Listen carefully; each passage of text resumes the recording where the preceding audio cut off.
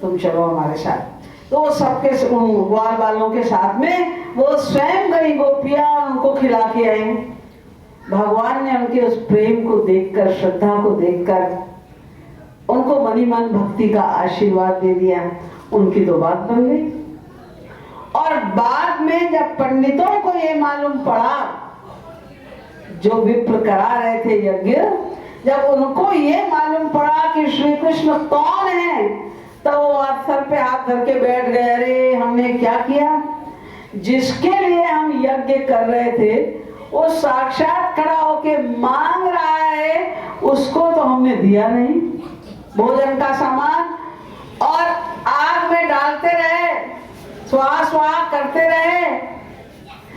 तो हमने जो इतना ज्ञान प्राप्त किया, इतने शास्त्र वेदों को पढ़ा, क्रिया में हमने ये यज्ञ आदि करने की जो क्रिया है उसमें जो हमने इतना परफेक्शन प्राप्त किया, सब धिक्कार बेकार हो गया।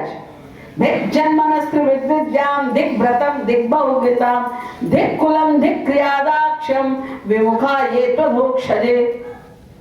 धिक्कार है हमारे ब्राह्मण कुल में जन्म लेने को। धिक कुलम, धिक क्रियादाक्षम।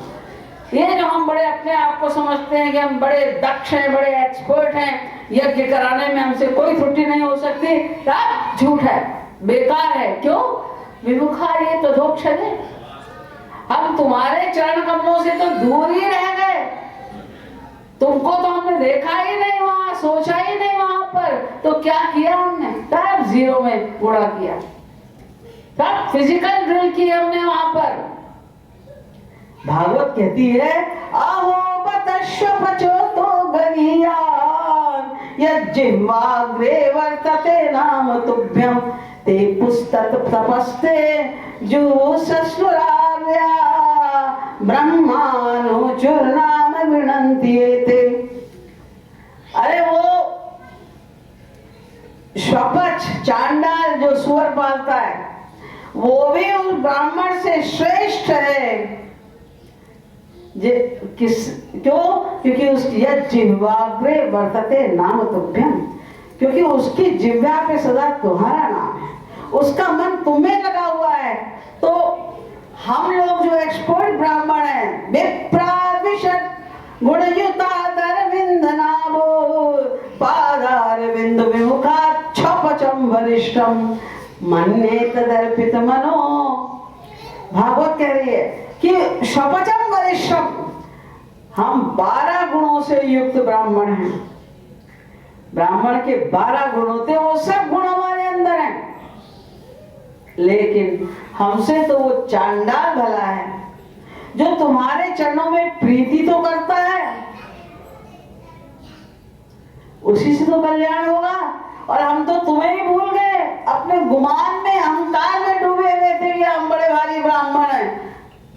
तो इतना बड़ा यज्ञ करके भी हमने कुछ नहीं पाया। और वो देखो हमारी स्त्रियां, ने वर्धित श्रुतगणा नोपासित महत्तमा।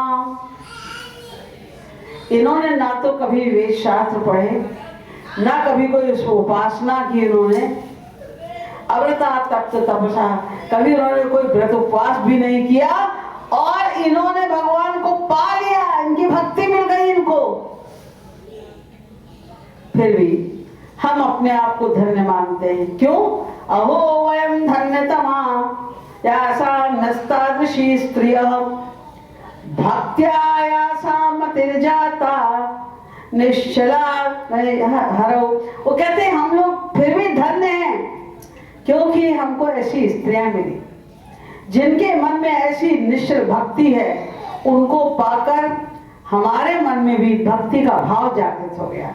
भक्त्या यासा मतिर्जाता, इनकी कृपा से हमारे मन में भी भक्ति का भाव जागृत हुआ।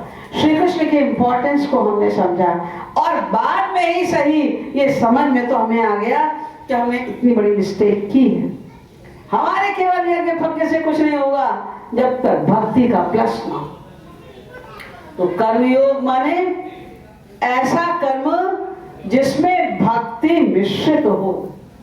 बिना भक्ति इसके हम कुछ भी करेंगे तो उसका हमें कोई फल ईश्वरी नहीं मिल सकता। सो सब धर्म कर्म जरि जाऊ जन राम पद पंकज भाऊ। जहां पर भगवान के चरणों में प्रीति नहीं है तो वो सब कर्म किस काम के हैं हमारे लिए? क्या फायदा हो रहा है उससे हमको? श्रम जो श्रम फरनि भरोसो नाहिन आवत आज भरोसो पाइब पे जानी वो कर्म फल भरी भरी वेद परोसो। बड़ा कर रहे हो कर्म धर्म, पता चलेगा बाद में क्या मिला तुम्हें उसका।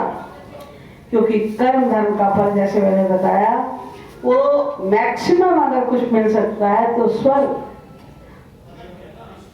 और स्वर्ग जो है वो तो एक माइक ही क्षेत्र का नाम है, वहां पर भी माइक सुख ही है, वो हमारे जीवन का लक्ष्य तो नहीं है। इसलिए हमको ये समझना है कि हमें कर्म योग की साधना करनी है।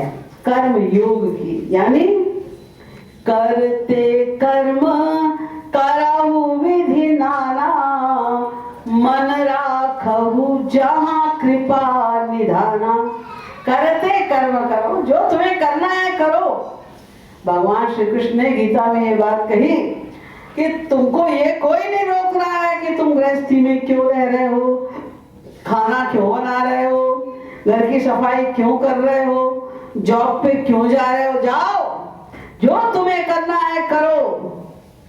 अरे महापुरुष जो हो जाते हैं, भगवान के जो भक्त हैं, ईश्वर प्राप्त संत हैं, वो भी तो वही सब कर्म कर रहे हैं जो हम कर रहे हैं।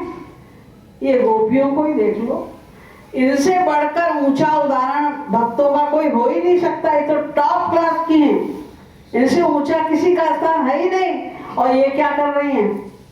यादो हने वहनने मथनो पले पप्रें कनार्व रुदितो क्षण मार्जनादो गायन्ति चैन मनोरक्त दियोषु कंठ्यो धन्या ब्रज स्त्री उरुक्रम चित्तयानाम। दो रही है गाय को, लेकिन चिंतन श्री कृष्ण का चल रहा है। ये गाय, ये मैं दूध दूह रही हूँ, अभी इसको गर्म करूंगी, उसका दही जमाऊंगी, तो दही अच्छा सा बन जम जाए, मीठा मीठा दही जम जाए। क्या पता कल सवेरे श्याम सुंदर हमारे घर पे दही चुराने आ जाए। कहाँ रखूं इसको, छीका कितना ऊंचा होना चाहिए, उनका हाथ पहुंच जाना चाहिए वहां पर। ये चिंतन चल रहा है। मथ रही है दूध को, दही को मक्खन बना रही हैं, श्री कृष्ण का चिंतन है। अपने बच्चे को अपनी गोद में लेकर, अपने आंख पे लेकर खिला रही हैं और चिंतन श्री कृष्ण का है। वो श्री कृष्ण को देख रही है बच्चे में, बच्चे को नहीं देख रही है।